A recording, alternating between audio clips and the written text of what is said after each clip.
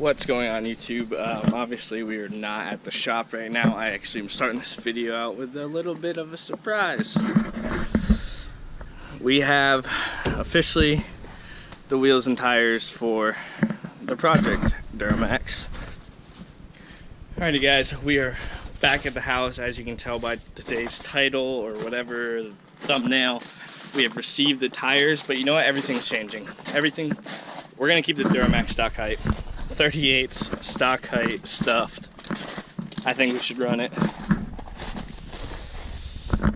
Got Hostile Striker 20 by 12s with I think -44 offset. Nitto Trail Grappler MTs 38 by 15 5s. These are the wheel and tire setup for the truck.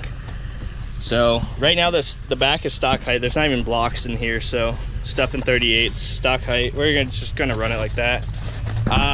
It does have spacers on it still, so we're probably gonna end up taking them off. I don't really want to run spacers, so it will go in probably about 2 inches. But other than that, there it is. We picked up all 4.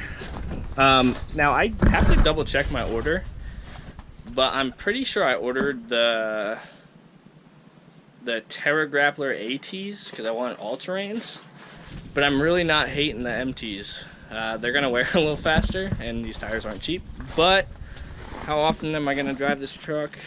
Probably not every day, so it might be pretty badass as long as they're. I'm pretty sure they are load range E.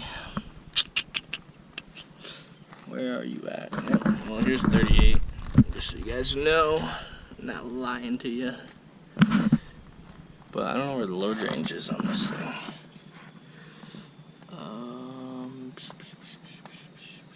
Man, it doesn't even say.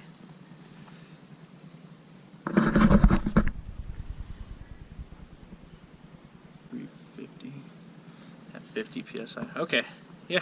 I mean, load range D. I'm pretty sure this truck has. No, these are E's, but yeah, they're good enough. We can get the job done. It's just a suggestion anyways, right? So anyways, we are waiting. I've ordered the frame plates, the Heim joints.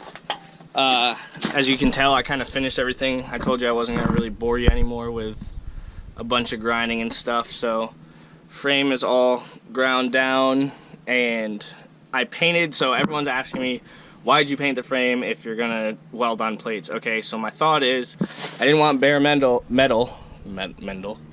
underneath the frame plate, so that way when we weld it on, it doesn't frickin' rust underneath it. So what we'll do is when we get the frame plates in, we'll clamp them on, we'll take the grinder, we'll grind around the edges and get it bare metal around the edge of the frame plates, because it goes from up here all the way back to here. So we'll just grind around the edges, weld them on, and then we'll do, I'm doing like the rubberized undercoating. I think I'm gonna go over the whole truck and take care of any rusty spots. We're gonna do the whole frame with the cab on, pull the bed off. And, look at that view though. Thing's fat. Those are 33s. 38s? 33s. I think those are 33s, may not even be. But anyways, the whole frame will be done. I don't know if we're cutting this cross member out yet. Basically, we're just kind of going with whatever we need to do. I think today I'm gonna get underneath here and power wash everything from like here back, because I want to clean out the frame rails because there's like mud and dirt caked in there. So we're gonna get that as clean as possible. Probably start wire wheeling, maybe pull the carpet back and cut out the shifter. So just a quick little update on the rims and tires. We are waiting more parts still. Some should be here today, but everything will be here tomorrow for the most part, I believe. So that's basically gonna do it for today, guys. Didn't really do too much work. As you can tell, this side's done too. So cut everything off, clean it up. This got caught in the wire wheel, this wire bundle, so I'm hoping everything's okay because it really messed my day up, but it was more so just this thing. Note to anyone who's wire wheeling a frame, they're more deadly than grinding wheels.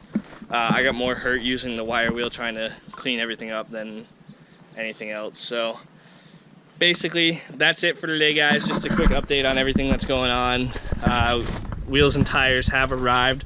As soon as we get this spindle, we can cut everything off this, mount the spindle on, roll the axle underneath the truck, actually jack the axle up and put the wheels on the axle, so then we can set ride height, which I think it's about perfect where it's at. I'll move the tire over right now so you guys can see, but I think this is gonna be a really good.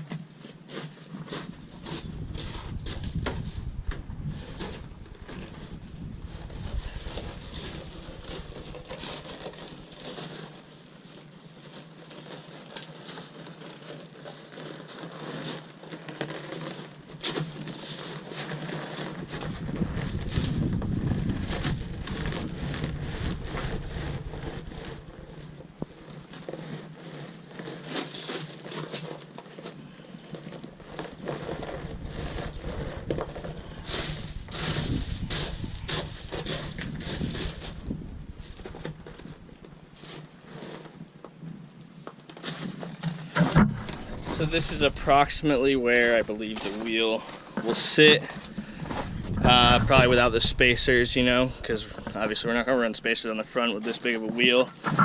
So still pretty tucked in. I'm not 100% sure. I'm using the tie rod as kind of guidance for where everything's going to be. I'm probably going to have issues with the frame and hitting the frame, so we might need to go up a little bit higher. The plan is to roll the axle forward a little bit and trim the bumper, so that way we can clear the frame back there and everything else.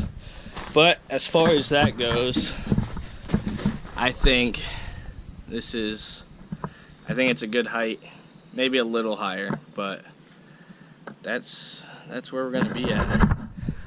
So as always, thanks for watching, guys. I hope you like this little update. Obviously we can't do too much with the tires. It's just kind of like, get to look at them and be like, ooh, we got new tires. So that's gonna do it, guys. Have a wonderful day. As parts keep coming in and as we make more progress, I will obviously show you guys the whole way. But this is all I did today. Picked up tires. So finally here, finally done. Thanks for watching. Drop a thumbs up. Please subscribe, guys. We'll see you next time when more stuff comes in. I'm out.